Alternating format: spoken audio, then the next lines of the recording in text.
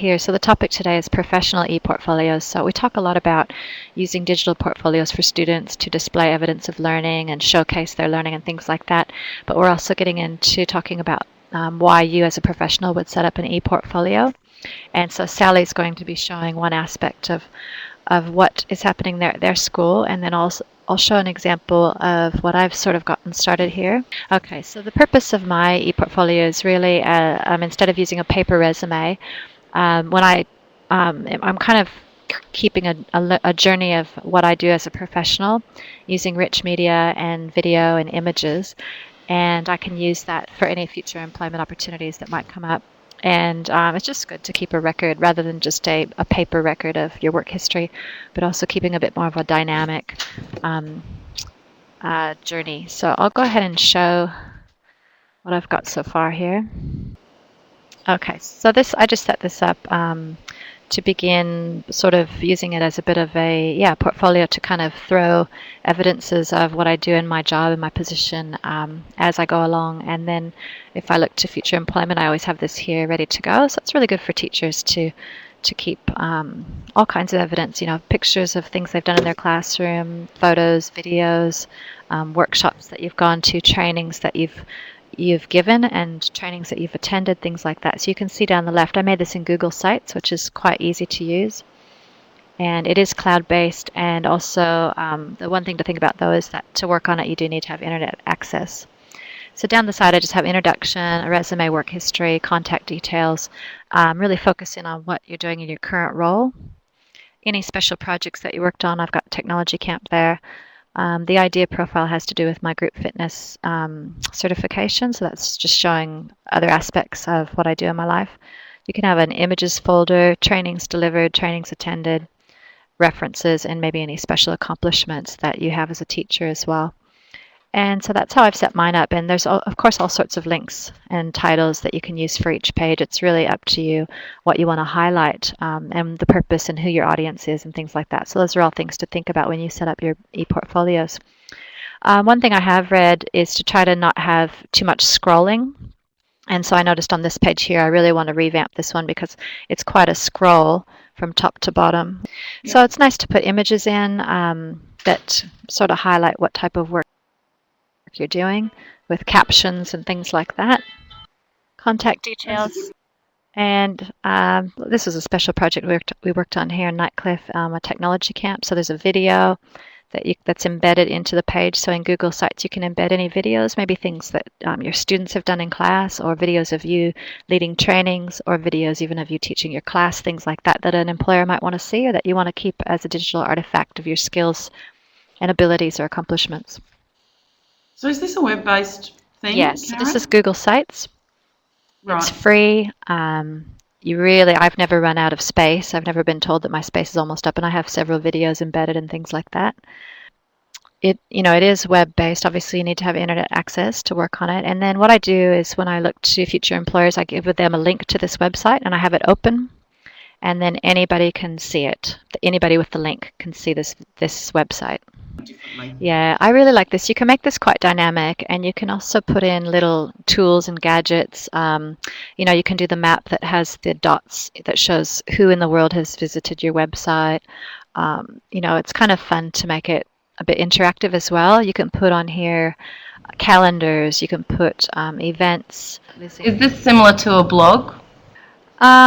Yes, it's funny you say that because we're giving a workshop coming up and we're talking about using blogs versus using Google Sites versus using wikis. They're all different tools that sort of have different things that are nice about them. And you have to really think of your purpose and think long term. What do you want to have it attached to or not attached to? Do you want to have it accessible offline? So yeah, like you're saying, on a blog, people can comment on entries as well.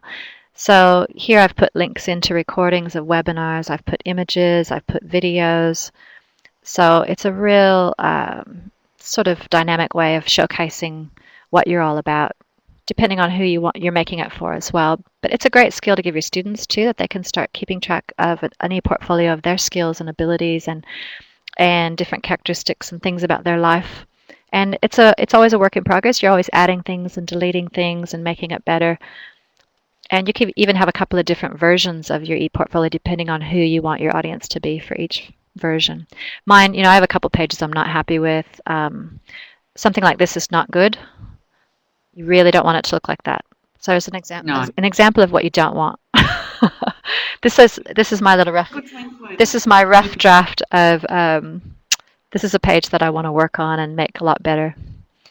So I've basically went blah on a page to remind myself that I need to work on this.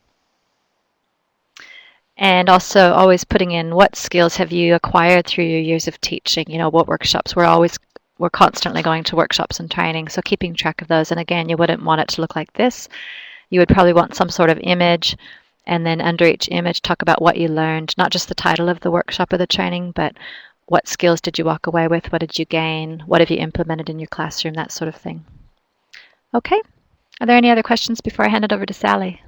Sarah, are you interested in starting an ePortfolio? I was more looking at it I've got transition next year, and I'm just sort of toying with the idea of ePortfolios for transition. But the professional, this is a really good thing. Okay.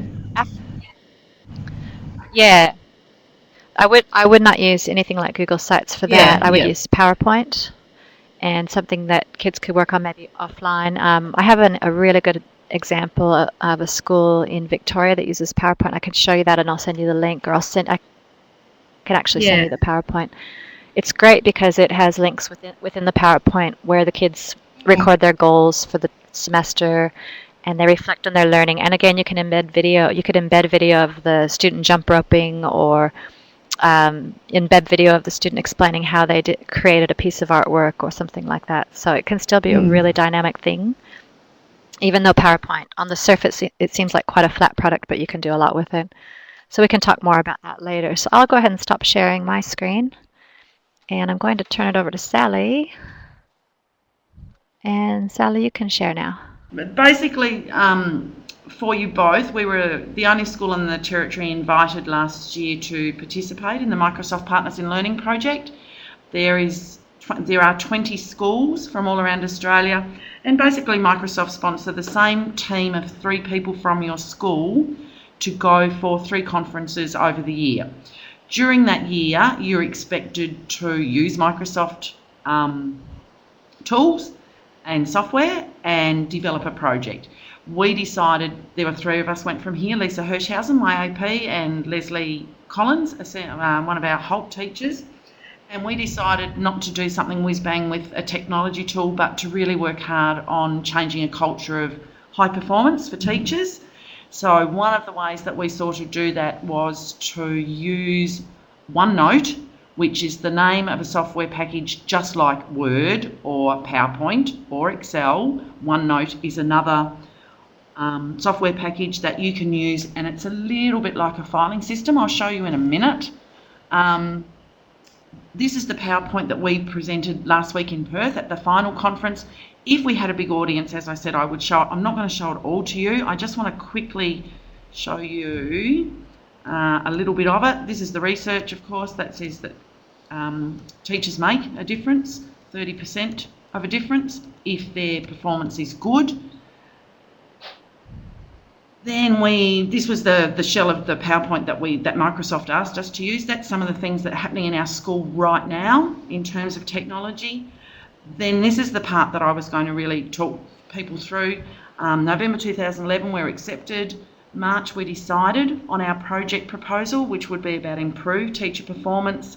April, we set up in our school that every second staff meeting would become a hub or a team meeting where we would work collaboratively on using OneNote, initially to learn about it, but also to use the AITSL standards, which are not yet mandated. That will happen next year. And that teachers would self-assess next to rank themselves against the AITSL standards.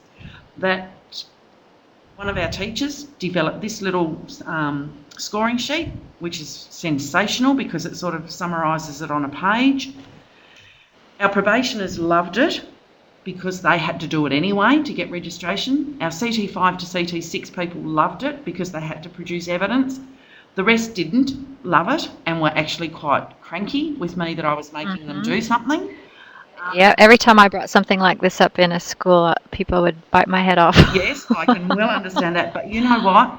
The art of leadership is getting people to do what they don't want to do and then having them thank you at the end of it. And That's that is right. exactly what happened to us through this process last year. Everybody now That's has awesome. a professional portfolio, which is to die for. And let me keep Awesome. going. That is awesome. So then May, June, July, you'll see that I've actually talked about the frustration and change, and everyone basically said, go away, Sally, in a very polite way. Semester 2, we worked with the regional curriculum team on improving teacher performance, and they came to hub meetings and provided us with a coaching model. The professional portfolios, I requested everybody bring them to me the last 5 weeks of term 3. So then they had to be done by then. September 2012, a little bit more about coaching. So it says the professional portfolios were a vehicle for discussion. Correct. As the basis. So they'd bring them to you, and that would be what your discussion would focus around for their improvement as a teacher. Correct. We initially started off with them just having to do one standard, but most did them all. And when they came in here for their performance management, we just went through it and I said, okay, where are the gaps? Where do you think you'd like some support and new development? Rah-de-rah. Karen, we're not there yet. The first one was really difficult for people. We need to now start to have some harder conversations and the difficult conversations, yeah. Also need to start saying, well, this is what we think the standards should look like for someone at your stage of development. So we have to get better. But it's been a brilliant place to start. I'm sure you've read all that by now. We've got a couple of videos on it with teachers talking about it. Part of that performance management, I asked teachers to give me a PMI about how they'd found using OneNote. There's all that evidence. You don't need to read it. Great. And then we had to provide a reflection, the 3 of us that we were presenting. They're really interesting reflections. Again, read it at your leisure.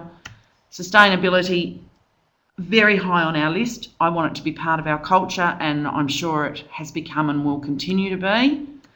Okay, the feedback we got from the people down there was sensational after our presentation. Okay, so this is OneNote, and basically it's a little bit like a filing system. Across the top, Merrin created the 3 big areas of her professional practice, so professional knowledge, professional practice, professional engagement. And then, sorry, was there a template that the teachers used?